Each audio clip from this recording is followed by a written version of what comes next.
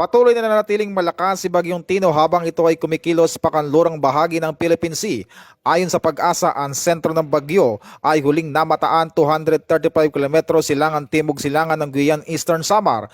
Taglay nito ang hanging umaabot sa 120 km bawat oras na may pabugsong hangin hanggang 150 km bawat oras. At kumikilos pakanluran sa bilis na 25 km bawat oras. Itinaas na sa signal number 1 ang Northern Samar, Capiz, Iloilo, Negros Occidental, Negros Oriental, Masbate at Camiguin. Signal number 2 naman sa Leyte, Biliran, Bohol, Cebu, Agusan del Norte at Surigao del Sur.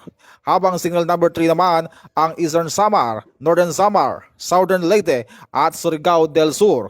Manatiling nakatutok sa mga opisyal na anunsyo at update mula sa DOST Pag-asa at mga lokal na otoridad. Ako po si Patrolman Adrian Dayaw, nagbabalita para sa PNN Weather Updates.